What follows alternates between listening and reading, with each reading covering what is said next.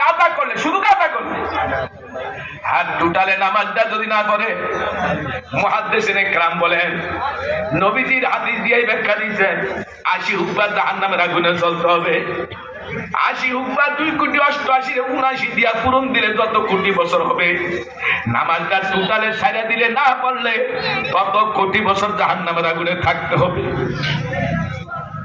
এরে যুবকেরা, যে নবী জীবনে সত্যমূলক কথা বলে নাই, মিথ্যা তো দূরের কথা, আমার নবী জীবনে কোনোদিন একটা সন্দেহমূলক কথাও বলে নাই।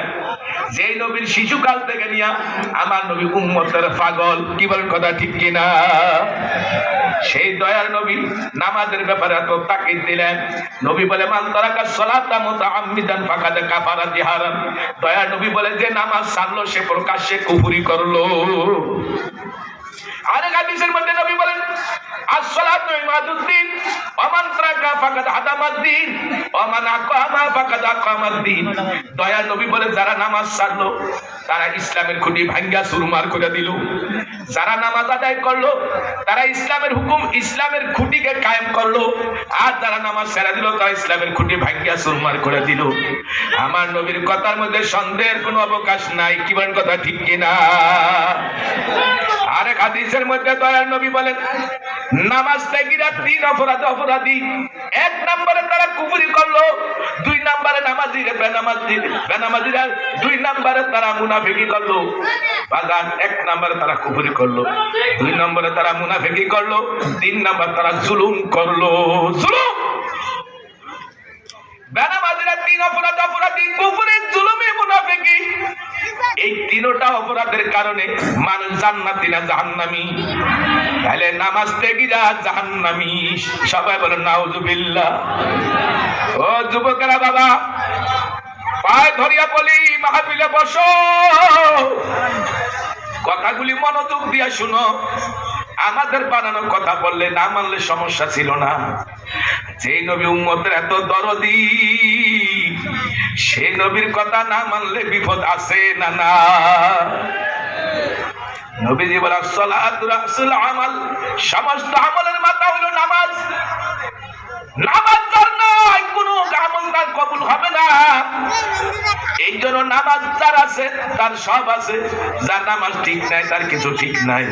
কোরআনে পাকে আল্লাহ বলে, ইন্নাস সালাতা তানহা আনিল ফাহশাই ওয়াল মুনকার। নিশ্চয় নামাজ নামাজিরে ফাহশা কাজের থেকে, গুনার কাজের থেকে, পাপাচার থেকে বাঁচায়। নামাজে বাঁচায়।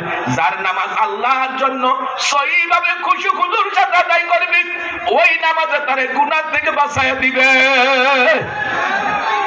বন্ধুরা আমার দয়ার নবী বলে, নামাজীদেরকে আল্লাহ 5টা পুরস্কার দিবে, বেনামাজীদের 15টা শাস্তি। 5টা পুরস্কারের মধ্যে 1 নম্বরের পুরস্কার, নামাজীদের পেরেশানি আল্লাহ দূর করে দিবে। সে যা কামাই করবে আল্লাহ তার মধ্যে বরকত দিবে। এখন প্রশ্ন করতে পারেন, হুজুর হাজারো নামাজি আছে যারা গরিব মানুষ, খেতে খামারে খাটে, কষ্ট করে পরিশ্রম করে খায়, হুজুর নামাজ পড়ে না, হাজার হাজার কোটি টাকার মালিক। এখন কথা তো আমরা বুঝলাম না, বাজারে কোটি টাকার মধ্যে তো শান্তি নাই, শিল্পপতির শান্তি নাই। হাজারো কোটি টাকার মালিক আছে, বাজারে একটা দিনও ঘুমাইতে পারে না, টেবিলে 5টা 7টা খাইয়া ঘুমায়। কথা বলে ঠিক না? ঠিক। হাজারো বড় লোক আছে, বাজার 1 টুকরা গোস্ত খাইয়া হজম করতে পারে না, 1 টুকরা মাছ খাইতে পারে না, কত মনে চায় দুগা ভাত খাইতে পারে না। কথা বলে ঠিক না? ঠিক। আমরা তো সব খাইয়া শান্তি পাই, লোহা খাইলেও আমাদের হজম হইয়া যায়। কথা করে ঠিক না? ঠিক। যা আল্লাহ মিলায় খায়ার ঘুম দেয়, এশার নামাজ পড়া ফজর পর্যন্ত একটানা ঘুমাইতে পারি, কোনো সমস্যা নাই। কথা করে ঠিক না? ঠিক। তাইলে বোঝা গেল নামাজিরাই সুখী, নামাজিরাই শান্তি, তাদের কোনো পেরেশানি নাই। আল্লাহ রিজিকের পেরেশানি দূর করে দেয়, আল্লাহ নামাজিদের পেরেশানি দূর করে দেয়।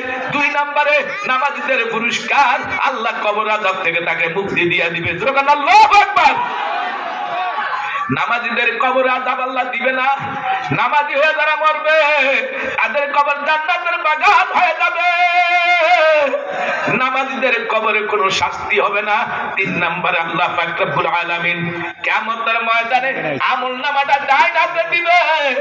আমলনামা যারা ডাইন হাতে পাবে তাদের কোনো চিন্তা থাকবে না, পেরেশানি থাকবে না, ভয় থাকবে না।